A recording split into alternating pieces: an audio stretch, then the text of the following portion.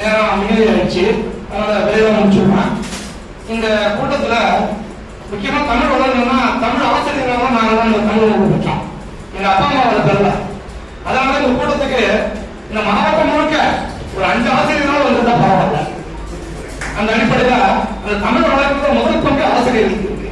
அடுத்து நம்ம ஆசிரியர்களை இனம் காணும், தமிழ் பற்றுள்ள ஆசிரியர்களை இனம் கண்டு அவங்களோட விளையாட்டு வந்தாலும் அவங்க வகுப்புகளை தமிழ் பற்ற ஊட்டி வளர்ப்பாங்க. அது ஒரு நான் அதிகமாக கருத்துரை பேசல. நான் இந்த தமிழை வளர்க்க என்னென்ன செஞ்சுக்கிட்டு இருக்கேன் அதை மட்டும் சொல்லிடுறேன். தினம் ஒரு தமிழ் சொல்ல இருக்கும் அப்படின்னு ஒரு சின்ன பலகை மதி கடிதம் வச்சோம். அதுக்கு ஒரு நண்பர் உதவி பண்ணாரு. அந்த வண்ணம் பூசுறவரும் காசு வாங்கிக்கல.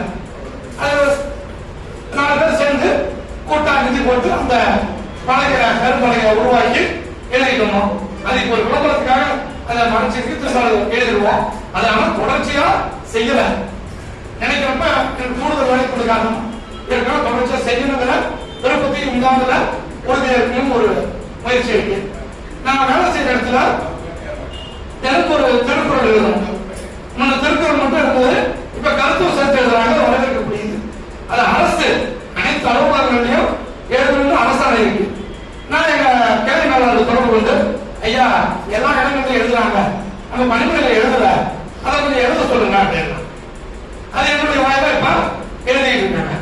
நல்ல தமிழ் பேர் வைக்கணும்னு தமிழ் பேரோட புத்தகங்களை வச்சுக்கிட்டு நிறைய பேருக்கு குழந்தை பிறக்குன்னு சொன்னாலே நான் முன்கூட்டியே சொல்லிடுவேன், ஐயா கடவுள் பேர் வைக்காதீங்க, தமிழ் பேர் வைங்க. எனக்கு புத்தகம் இருக்கு, 6000 பேர் இருக்கு, அது உங்களுக்கு விருப்பப்படி நீங்க சோசியம் பார்த்தாலும் அந்த எழுத்துப்படி வைங்க அப்படின்னு சொல்றது. நானும் கொடுப்பேன், அவங்களும் வாங்கி வச்சுக்குவாங்க. வச்சுட்டு திரும்ப புத்தகம் கொடுக்கும் போது என்ன பேர் வச்சுக்கணும்னு கேட்டா நான் கொடுத்த புத்தகத்துல பேர் இருக்காது. மறுபடியும் ஏதோ ஒரு வளர்ச்சி பேரை சொல்லி இந்த பேர் தான் வச்சிருக்கேன், என் மருமக இதான் வைக்கணும்னா என் பொண்டாட்டி இதான் வைக்கணும்னுச்சு, அதனால வச்சுக்கோங்க அப்படின்னு புத்தகத்தை எடுத்து கொடுத்துறாங்க. ரொம்ப மன உடிச்சு அதை வாங்கி வைக்கிற சூழல்ல தான் இன்னைக்கு இருக்கு. அதே போல இந்த தமிழ்நாடு சம்பந்தமாக சொன்னாங்க. அதுக்கு திருக்குறள்ல தவறு இருந்தது, அதை அதிகாரிகிட்ட சுட்டி காட்டி என் பையன் தப்பா எழுதுனா என் பையனோட போயிடும், ஆனா இது பொதுமக்கள் பயன்பாட்டில் இருக்கு, அதுல போய் இப்படி தமிழ திருக்குறளை தப்பா எழுதுறது இத்தனை அதிகாரிகளும் அதுக்கு பொறுப்பேற்றுக்கணும் இல்லையா, அத ஏன் தப்பா எழுத அனுமதிக்கிறீங்கன்னு சொல்லி திருத்திருக்காங்க. இந்த தமிழ்ல இன்னைக்கு பயணிச்சுட்டு வழங்குறாங்க. அது உட்பட தமிழ் வேகைன்னு ஒரு விழுப்புரத்துல ஒரு தமிழ் அவர்கள் செஞ்ச நீதிமன்ற வழக்கின் அடிப்படையில் தான் வழங்கிட்டு இருக்காங்க. நாங்க மாடல் சொசைட்டிக்கு போய் ஐயா மாடு பேச்சு பாடப்புறவெல்லாம் எம்ஏ ஆங்கிலம் படிச்சோம்ல, அவெல்லாம் மாடு பேச்சுற பாமரன், அவனுக்கு போய் ஆங்கிலத்துல அந்த பட்டு சீட்டு கொடுக்குறீங்களே இது சரியா?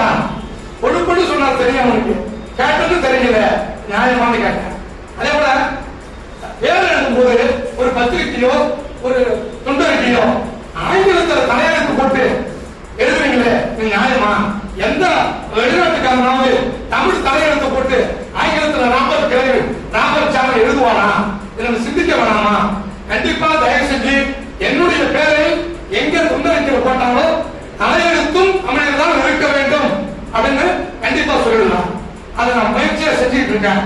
கையெழுத்து தமிழ்ல தான் இருக்கணும்னு அரசு சட்டம் இருக்கு, ஆனா எந்த துறையிலும் போய் பார்த்தீங்கன்னா தமிழ்ல இல்ல.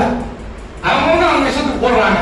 அத அரசு ஆணையாவே தமிழ்ல கையொப்பம் விடுவேன்னா வருகை பதிவு வீட்டுல 500 ரூபாய் அபராதம் பிடிச்சிருவேன், தண்டமா பிடிச்சிருவேன்னு போடணும்.